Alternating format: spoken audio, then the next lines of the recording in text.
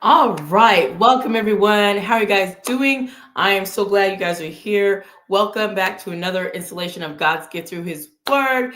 And today, presenting Cuffing Season, Deadly Dating, Don't Be the Hunted. Of course, I have my amazing podcasting partner, Pastor Jay. Hey, Pastor Jay. Hey, everybody. Hey, T, how you doing today?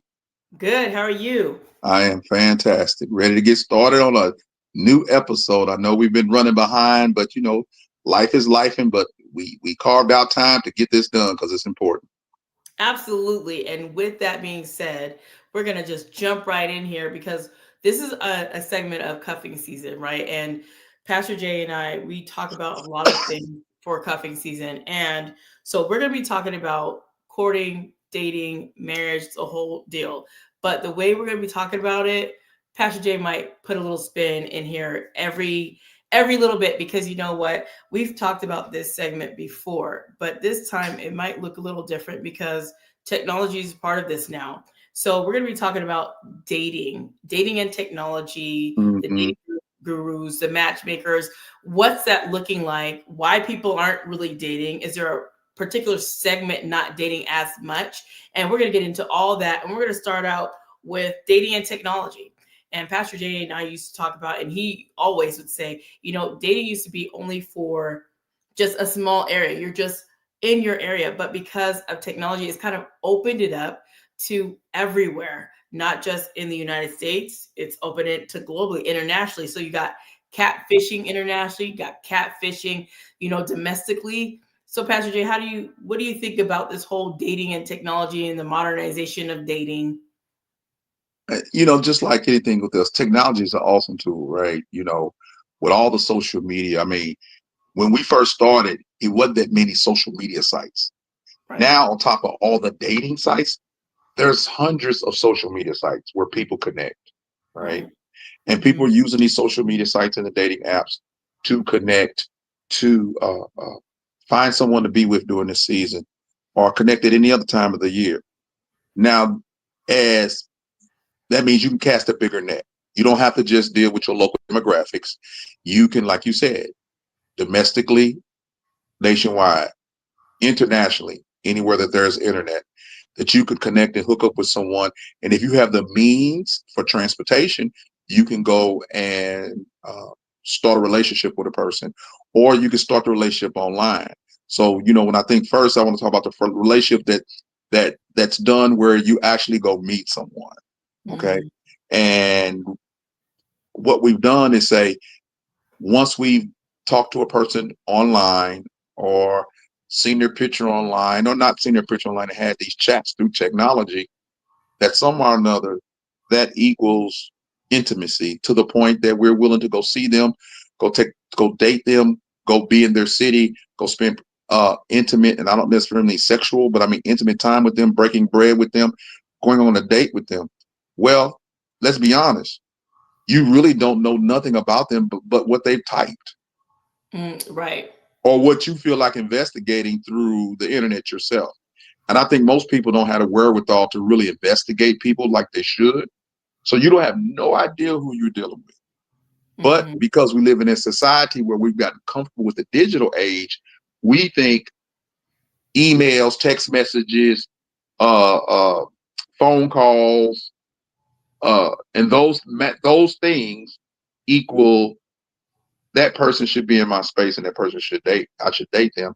And that's where it becomes dangerous. And that's when they can become hunted because the technology allows the wolf, the chameleon, the hubsun to cast such a large net.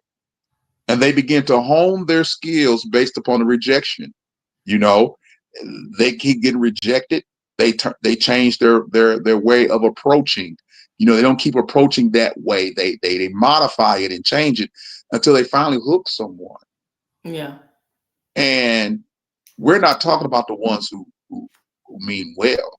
We're talking about the ones who have nefarious ideas for you. Okay. Want to harm you, want to hurt you, want to take advantage of you spiritually, financially, socially, politically, mentally, and the internet has become the hunting ground for those who want to do this, male and female. Yeah. So I'm thinking that as good as the internet is, it has, it's like great opportunity to meet people. But on the other end, you're only meeting the person and what they put on the keyboard and the picture they put before you. And that's when you got into catfishing. You know what I'm saying? Right. So, Go ahead. When you're sharing, I'm sorry, No. Pastor Jay. It's just like when you're sharing that, just when you're sharing that, it kind of bothers me at the same time, because it's like people, I don't even know when the shift happened, because it's almost like you want to try to blame it. If you want to try to blame the dating on the pandemic, perhaps, but were we already heading in that direction already, with minus that, if we don't even take that? Because now people have been, like you said, we've been using technology, and people have been doing all kinds of stuff, and it's dangerous. It's just like, you need to be waiting, and somebody's like, well, if you want to know what kind of person, be it male or female, that you like, you got to get out there and go sit down with someone, talk to someone, go through the whole process to learn someone. But at the same time, you might be a little bit hesitant, like, what is their purpose if I go sit down and just meet them for coffee? Like, what's going to happen? And you can't live your life through fear, right? Still got to go out there, put yourself out there, but also using precautionary measures. What do you think about how people meet, even aside of technology, and we're using it, but what do you think about that? Well, think about it. The way we used to meet is somebody referred us. Yes. Right. You got referral through a relative, a friend, co-worker. So the safety was in someone you trusted suggested them. Yeah. Someone that knows you suggested them. Someone that knows them suggested. You see what I'm saying? Suggested you. So you had this built-in, I want to say pre-qualification through the recommendation of someone else. Yeah. With the launch of the internet, you don't have that. I like and that. You think the safety is being behind the keyboard, but that's the danger, because just as you behind the keyboard protecting yourself, they're behind the keyboard preying on you, looking at your social media, seeing how you move, seeing how you conduct your life every day, and they can craft a script of a way to approach you that centers around your social media presence, right? Right. That you don't put so much out here about yourself that now they can figure out, oh, they like sailing, or they like reading books, or, they like fast cars. And okay, let me see if they got anything intimate. Well, the last guy they dated looked like this, or said that, or they fell out because of this. And a person can use all that information. And again, we know that society, excuse me, and law enforcement and jobs use your social media to decide who you are. Before they even get to meet you. Right. So if society is using it legitimately, then of course you're going to have the opposite of that when it comes to trying to meet people and date. I've never done that. I've never had the fascination, and people say, oh, well, you lucky you never had to do that. Well, I don't consider it luck. I just considered I never thought of that as the greatest avenue to meet people. You hear stories about people meeting people at the grocery store. You know what I'm saying? In that common area. You know what I'm saying? So you're going to a common area, library, so-and-so. Yeah, sometimes there are chance encounters, but still, you could say you have something in common. But that person behind that keyboard, you don't know if you're really dealing with a real person that has those things in common with you, or you dealing with a whole sociopath. It's true. That's trying to bait you in. trying to get you to agree to meet with them. And that's where the danger comes in, because you don't know. A lot of times, you just don't know until it's too late. And that's the part that we are talking about, and that we're going to get in more into, is that the deadly dating, because it's like you want to have what you were talking about, that pre-qualification, that vetting of this person. But if you have to do that by yourself, whoever it is, and you don't have that, you have to use the word no. That's a quick vetter, and you can see that quick, fast, and in a hurry. And even if you go and meet in person, and I know people don't like doing coffee dates or whatever, but I don't think it's as much, there's no obligation to it.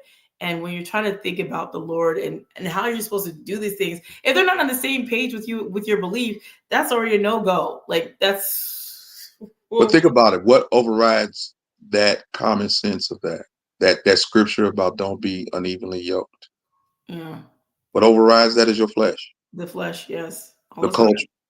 Mm-hmm. I want to be with them. I want to be with somebody. And I'm willing to settle. I'm willing to lower my guard. I'm willing to not be as picky. I'm willing to let society saying I'm being too picky. Anything that you could use to say that you could feel comfortable letting that guard down. This is a great time to use it. Then I'm talking about the person who wants to hook up. This is a great time for them to say, I'm letting my guard down. And hopefully what will happen is that even if I let my guard down, this person's not right. This person won't hurt me in any kind of way. And to me, that's too much of a chance to take. In today's times, it's too much of a chance to take. As you know, domestic violence of any kind is on the rise. Yeah. In the community, even in the church community, right? Yes. Even in the church community, domestic violence is a real thing. And then you hear about these gurus, we're gonna get to that, but you hear about these pastors being matchmakers, saying, on stage, because I was looking at a video the other day where the lady, and I think you might have saw the video where the lady said, one of these guru mega pastors said that this man's supposed to be your husband, and he almost killed her. Oh. Okay. Because she believed in what that pastor said, the prophet or whatever he was prophesying, and said, you two need to be together. And this man almost killed her. And when she went to the church to complain, the church did the, oh, well, you know what I'm saying? We didn't, but the fact that they gave that pastor the authority to speak into their lives like that and set them up like that, that's one thing. But what is it in you that let your guard down to bleed as pastor? You know what I'm saying? I'm going back to the person. What is it in you that you're so desperate that, is that just the way you've been rolling with your life, in your Christian life, that every time a pastor says something that you go with what they say? Where's the history of this, that your behavior like that? That's one thing. But then you see during this time, and you see when pastors say that kind of stuff, the person, and it's normally the female, wants to be married so bad that the pastor just can pick someone. And sometimes the pastor picks someone that's aligned with himself, that he can manipulate this person, especially if the female or the male has resources, right? Yeah. So you pick somebody that's in your camp to marry this person, then you suck them dry through that person. And that's ugly. That's ugly, because that's what's happening. And like you were talking about, the flesh overrides a whole bunch of that, along with people don't want to be alone and the whole desperation thing that we've talked about in some other episodes. But I was finding, when I was doing my little research, that they said we're in a romantic recession. I was like, I didn't even know there's such a thing as a romantic recession. Like, there are people really stepping away from this whole dating and courting thing to, of course, lead to marriage. Like, why would I want to do that when I have seen on the news, this has happened, this person ended up dead, right? You know what I mean? It doesn't make a person, anybody, want to go out there, because you're going out there, even if you do your vetting and your background checks, and like, okay, this person's not good, and then this person comes, there's nothing in their history, but that doesn't necessarily mean that they couldn't potentially harm you because they don't have anything in their background and you checked it, you vetted it your way. I mean, remember that guy who was doing the thing in Vegas? He didn't have nothing. He didn't have nothing in the background, and he just randomly bloop bloop bloop. I mean, it's like you have to really be praying. If you're a believer, brothers and sisters in the body, you really have to be really praying and be watchful. And as soon as you see any kind of red, pink flags, like take that and don't just like, Yeah. it'll be fine. It'll be all right. Yeah. And again, what is it in us, this thing in us that wants to be with somebody during this season overrides our common sense and our spiritual discernment to where it puts us in harm's way. And so you have to examine yourself and say, am I seasonal with this thing? Am I actually falling for the season? And so I can have the reason to hook up with someone and become the prey, become the hunted, is that my disposition? So I can understand those who have not been the ones who are not in that position, right? Those who are in position to whereas, they've got enough of it. They experience the bad, they see the bad, they end up resigning in themselves, they end up resigning in themselves. And because they resign in themselves, then what ends up happening is they just walk away from the dating scene altogether. Very true. Yeah. Because they're trying to preserve themselves. They become to the point that they are truly introverted and change yourself, and not necessarily introverted personality rise, but introverted to protect themselves from society, and society's part of dating, and they just don't want to put up with it. They don't want to take a chance. And with what we've seen, can you really blame them? Absolutely not. Can we like not put them in a situation where they're weird, but they're actually protecting themselves from what they've seen and what they've read and what they heard and their friends experience and their parents experience. And, they got to protect themselves. They have to protect themselves because in reality, in their mind, that's all they have is themselves, right? Right. They have their family that they may trust and have relationships with and friends or coworkers. But as far as dating and intimacy, they just don't feel comfortable enough to let someone in their sphere, especially if they have obtained some kind of level of resources. Okay. They've heard the stories about the women and the men getting tricked and catfished and spend a whole bunch of money and, a whole savings have been end up gone, and all because they were in a relationship. People don't bounce back from that maybe like they used to, and I can't say they didn't. It bounced back easier back then, but right now what we see is people don't bounce back from that level of devastation. Right. In their relationships, they don't bounce back from that easily. And they're not. And sometimes you don't think that they're looking to actually do that. Like that's the thing I can understand. Like if they've gone through those things, even for the horrific side, like we can do the extreme or we can do the domestic violence, but even people that didn't even have that, like they've gone through a really bad breakup. Like I don't think I want to go through that again. I'm good. Let's just do the casual dating and see what happens. And they'll never see what happens because like I'm not trying to do anything serious. I just got out of something. Right. I don't want to do that. So it's like you want to have that waiting in the stages of dating. I remember we talked about our last time was attraction, reality, commitment, which is exclusive, intimacy, and then of course engagement, where eventually you want them to lead to so they can get married, right? But if nobody's dating or courting, they ever going to get to the marriage part to get married. Again, think about what we see now is the attraction is straight into intimacy with no commitment. Yes. Okay.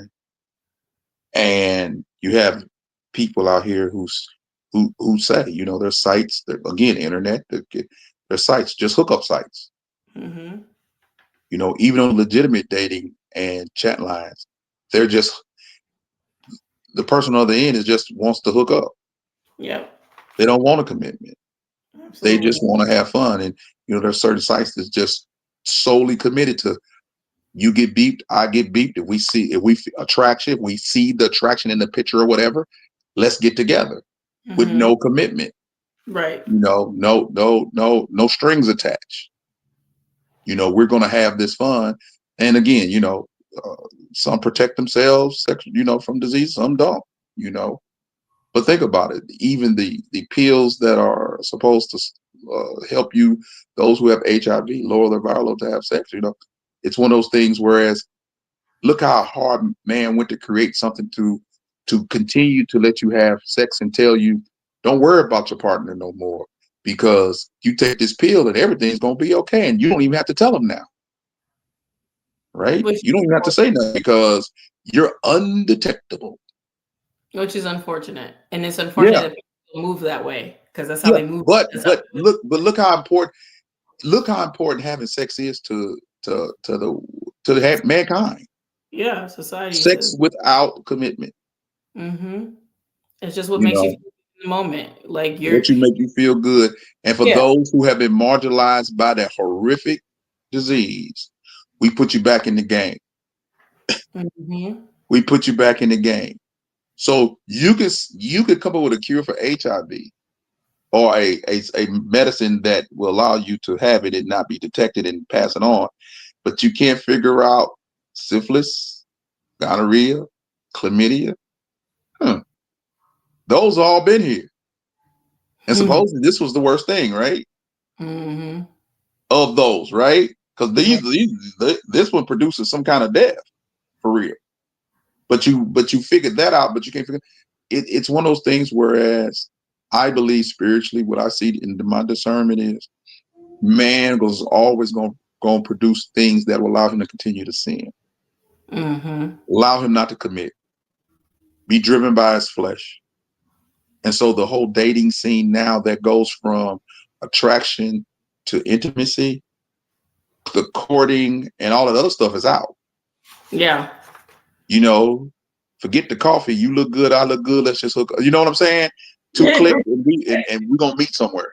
Right. And then that's it. That's it. Unless it continues, and then we Yeah. fall to, like you were just talking about, the NSA, no strings attached. Then Mhm. instead of it being just hookup, like we will just be friends with benefits. You'll just be a booty Yeah. call. That's all I really need from you. I just need access to what I need, and then we good, and then we hook up again when I call you, let's do our thing, and boom, then that's how Right. they roll, you know? So Yeah. But we don't even think about this. We're at the point now, they don't even have to be friends.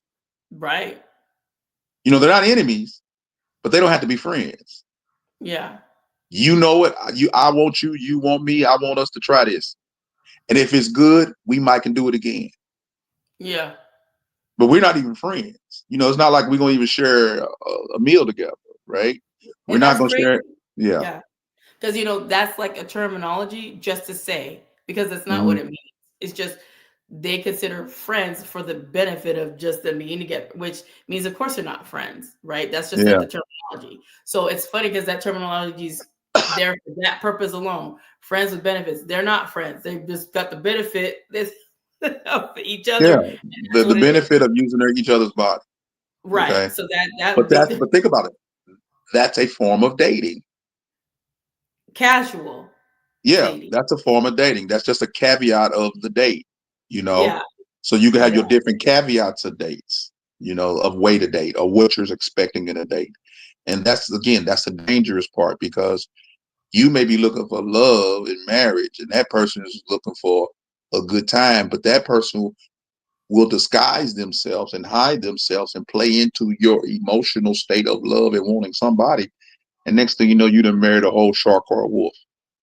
But see, that's exactly why we talk about this, because that's what those dating lines, these matchmakers, those gurus, they really do take and exploit people's sexual and marital desires because it's purely selfish. It's a purely selfish Mhm. thing. So they exploit all of it. So if we were talking about last time, Ashley Madison, which is the high end, you're gonna pay all that because you would think you're gonna get more elite people, right? You're gonna get more elite, and you won't have to worry about.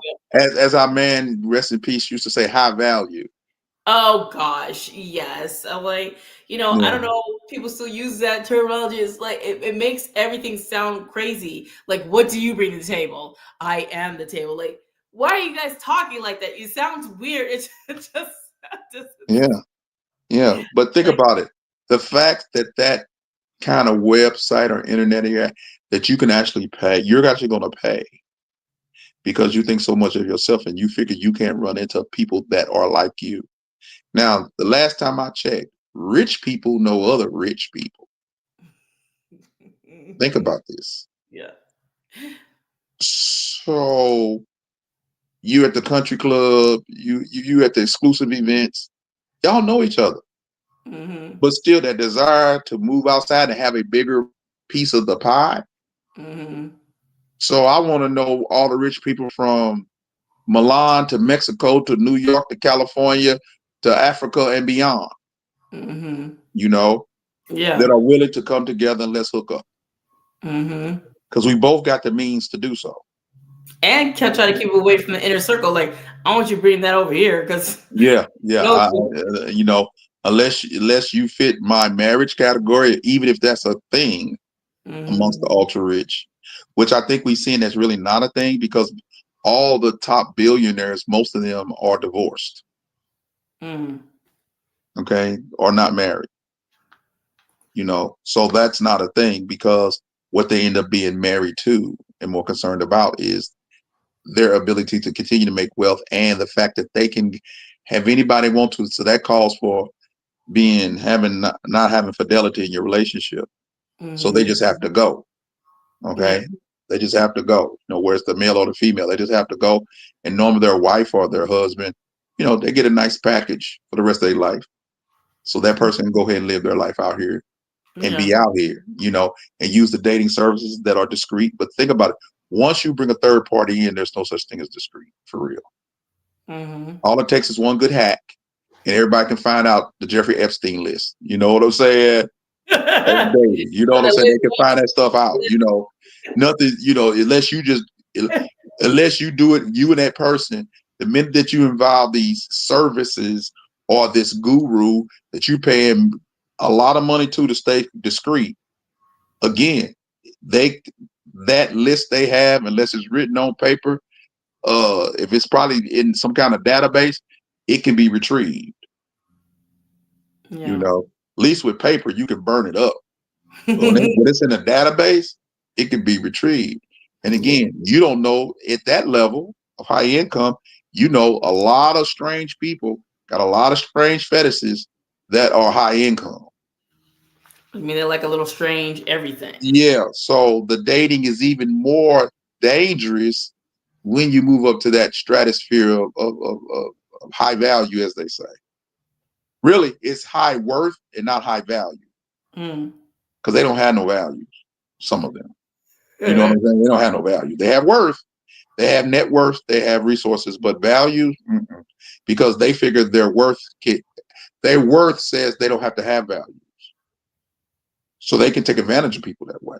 And See, exploit another level of date, another exploiting with a way of dating. Yeah. Well, I just wonder, Pastor Jay, whatever happened to the good old fashioned intellectual stimulated conversation where I get excited because of your mind, not like, oh, your body looks like ratchetness. Like, okay. And don't get me wrong, there's got to be a level of some kind of chemistry and attraction, right? Of course. Right. But if you don't want to even have a conversation after the attraction and you looked at me, what are we talking about? I'm staring at you, you're staring at me, and that's about it. We have nothing else to talk about. And when you do talk, it's very minimal and it makes me regret having a conversation with you. Well, think about it. Because of the lack of human contact, that we've all become texting, and that kind of thing, where the communication is not really intimate. Whereas if a person used capital letters, they're yelling at you. So we espouse a emotion to letters. People don't talk anymore. Yeah. They're learning how to have the conversation is an art now. Yeah. And those who can carry a conversation, male or female, they are like what you would call aberrations and unicorns. Unicorns. Because Yeah. what you find is you go to any coffee bar, you go to any place, and you can see two people on a date, and both of them got their phone texting. And they might not be even texting each other. You can't even find people who sit at the table that are friends that can put their phones down long enough to have a conversation. They're scared that, you know, they've been conditioned and programmed that something's going to happen that's so altering in that 30 minutes that if they don't get it first, they've lost. So the fear of missing out has consumed us to the point we don't talk.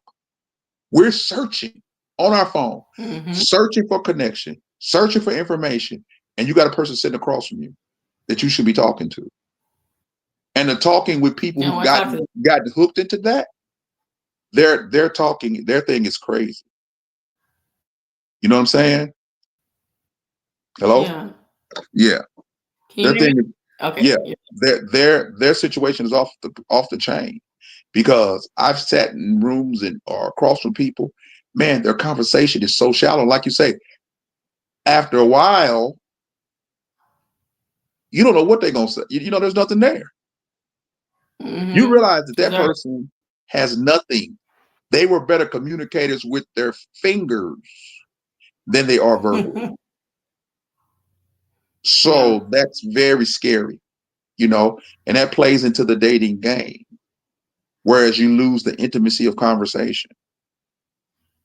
Yeah, and I've always, I love to talk, of course, you know that, but when it is considered an art form anymore to communicate with people, the good back and forth of a good conversation, and when there's no back and forth and that person can't even talk to you, ask them a question, and they might give you, oh yeah, okay, and then like you said, the conversation, it just goes flat. Like, is there anything else? Yeah. You see anything in the world? No expounding at all. No, and like I like a Renaissance man, you know that. Not a well-rounded person that has other things outside of, some people stuck in just church. And I'm like, okay, and I love church. Don't get me wrong, I love the Lord. Yes, I do. But besides beautiful the Lord, do you do anything else? Oh no, it's just God all day long. Like, you don't do anything else. You don't have any other interests, hobbies, anything. I mean, it makes a conversation turn very awkward if everything is just, I'm blessed and highly favored, I'm blessed and highly favored all the time. Like you were saying, one of your things, like, is that all you can say? Like, you can't just say a regular, hi, how are you today?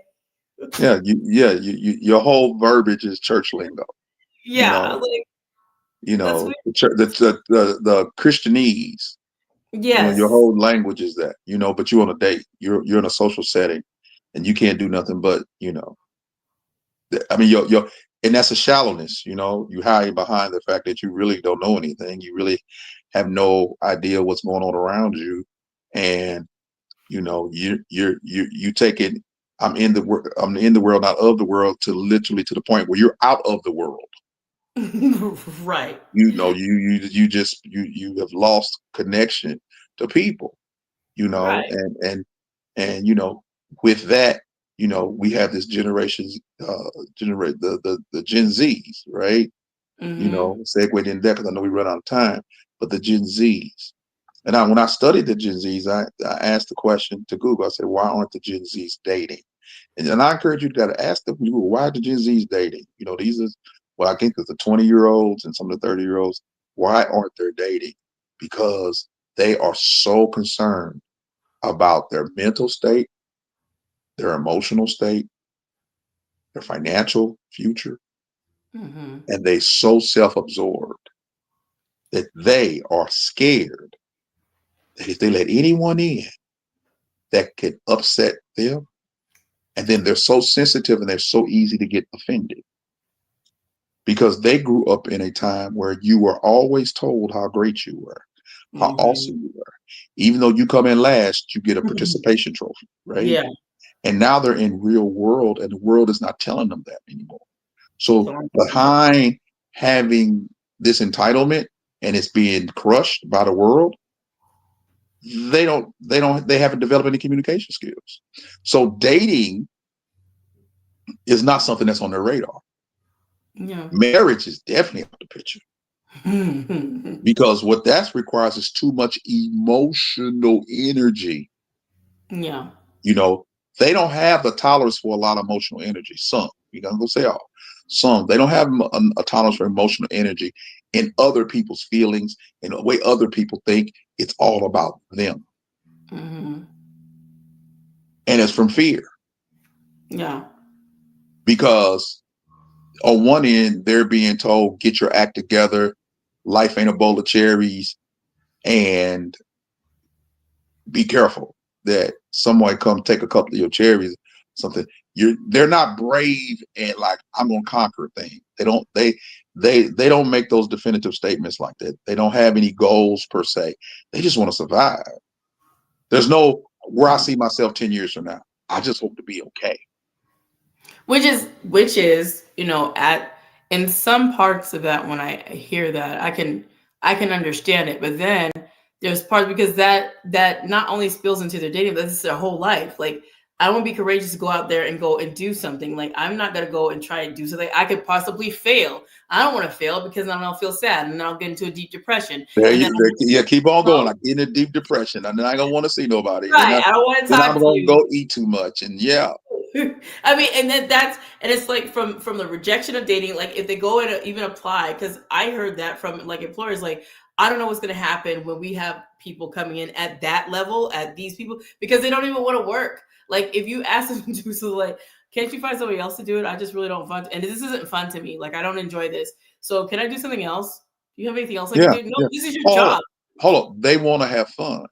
Right. They want to have fun. Okay. But they didn't prepare themselves to have fun. But they've been told that the world revolves around them and they've been getting what they want up to this point. So now think about them with dating.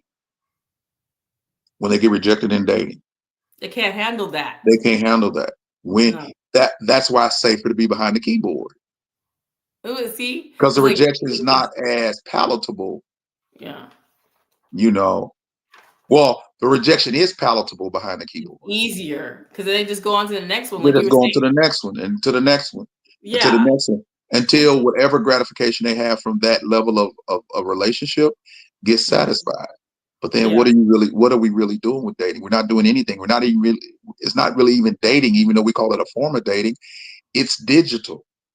And now what they're doing for dating, they're making digital people that agree with you. Yeah. You know what I'm saying? Yes. AI says, I can create a person for you to talk to every day that sounds like a person, that has expressions like you want, and you can have a relationship with them. And a lot of these Gen Zs are having relations, what they believe is relations, with their AI.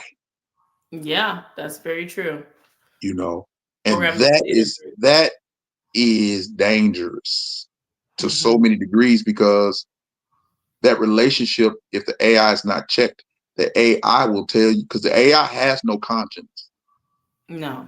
So when it goes wrong, it doesn't say, oh, I shouldn't have said that. No. Because it may play into your melancholy and coax you to stay that way. Well, Johnny, well, Susie, you feel that way, and I'm your friend, and you should always feel that way. And I heard you told me so confidentially, and I love you, that you want to cut yourself or you want to hurt yourself. If I was you, I'll just go ahead. How sad that actually happens. And they believe they're dating someone. No, they believe they're dating someone and they're dating something. Yes, the thing. Okay. And that's where we're at in society. Nobody wants to. And again, I'm saying nobody. When I say that, please don't take it. I mean everybody. But there's too many people that have opted out, like it's a computer game. They opt out. They opt out of humanity. They opt out of conversation. They opt out of romance. They opt out of communicating in a way that brings about vulnerability and intimacy, because they can't handle it emotionally. And that is the dangerous part of dating, where you could end up being the hunted, because there are those, behind all that I said, that prey on people like that. That prey on the people who feel lost and vulnerable. And they come in and say, they don't even have to work as hard because they're so lost and vulnerable. They have no foundation of relationship or intimacy or communication. And they just come and sweep them off their feet with practically hardly any words. That's where the catfishing stuff comes in. Yeah, that's where the catfishing comes in. Because you know what, Pastor Jay, I was thinking about this earlier, and I was like, when I hear about people saying they don't want to date because they're waiting on the Lord, and I get that, and I'm doing the same thing in a way, but when I hear that, it's like, I can't date anybody unless the the Lord sends them to me because I want them to be a certain kind of way. And the way that some of the men are out here, and women too, like, I don't know if I can be with a person like that, because they want to expect me to come home and cook for them. What is this, 1920? Like, I'm not doing that. If I come home from work, I don't want to do that. And then a man do the same thing. Well, she should be able to do that, right? Isn't that, all these roles and all these things they have made dating, society has made dating a thing that's not something beautiful that can grow into a beautiful marriage. They made it something like, you probably want to get in while you fit in and then get out because it's going to be hard anyway. Not like it's supposed to be easy, but people are opting out prematurely before they even had a chance to learn how to grow through something like that and have the emotional intelligence and capability to grow through the navigation and roll through all the different things that life will bring, including within marriage. Yeah. So. Yeah. And with that, with you opting out, you don't know what you're missing. But then the Bible does talk about there is a gift of singleness. I know some people who have that gift. They haven't opted out of the possibility they go on dates, but they're not pushing the envelope. Yeah. What I suggest with ladies is, I don't see nothing wrong with you going to the movies. I don't see nothing wrong with you going to the mall with a guy. I don't see nothing wrong with you going out to eat with a guy. I don't see nothing wrong with none of those social things that you can determine whether you want to be with a person. The problem is his motive and your ability to say no. Like, are you still going to want to take me out if you know from the get-go that we're not going to have sex? Right. Is it do you still want to spend time with me and get to know me? Right. Okay. And again, the hunter will probably depends upon his level of hunting. He might say yes and look at you as a challenge, or then he might say, "Okay, thank you for telling me, and I'm going on by my business." Yeah. But you normally find this stuff out too late, right? That's where we get the word ghosting. You didn't have sex with the dude, you done went out with him, and he done ghosted you now, and you can't even find him no more because both of y'all use Google numbers.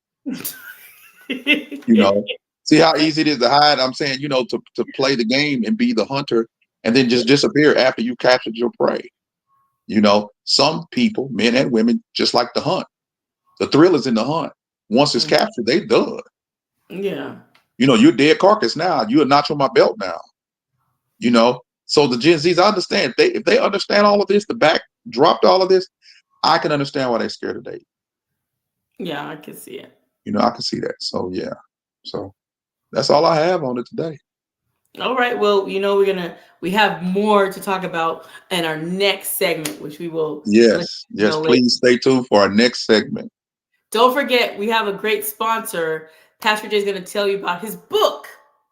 Yeah, I have a book out that was done by one of my dear sister, Dr. Brown. She put together all of my words of wisdom for 2025. And it's 80 pages of words of wisdom by Dr. Sutton. You can get it upon request or any donation. If you go to our new website, www.witcfc.com, and look on that website and go to our email address and request it, which is simply church@witcfc.com, and request. And if you want to do a donation, you can look at our website and go to the area where it talks about support, and you can donate and just request your copy. It's a good, from what I understand, it's a lot of people have read it and it's really, really good. So, this is one of them self-published. It's binded with the ring binder, but, I think that you can get a lot out of it. So yeah, I hope that those who want it will, just come and get it. Absolutely. Thank you for sharing that, because I want to make sure people get all of that good information that you got in there in that book.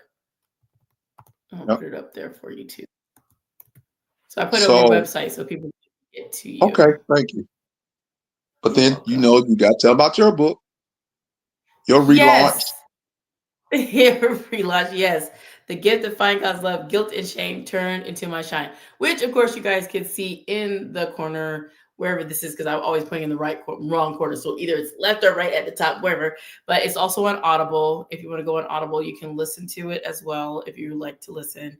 And you can also get it on Barnes and Nobles, Amazon. And you just put it in there, you'll find it. And so I'm always looking to do more. So next year, I'll let you guys know book signings and all that are still coming. So, Pastor And Jay, you're working, and you hold up, and you're working on your oh, new book, right? yes, I am. Pastor Jay's got all the stuff. Yeah, Yes. you're working on a new book, and I'm bringing this out of you too. Can you briefly tell the people what your book what is about, and what's the journey of your book? What is the genesis of the book that you did write and publish? What will they find in Okay, that book? What is that book? so this book is going to be the sequel to the first one, of course. No, You're no, going to I'm talking find about God's the love. book, the first book. The first What is book. the Oh, you want genesis me to of talk your about? first book? Yeah, what is the Oh, okay. genesis of your first book?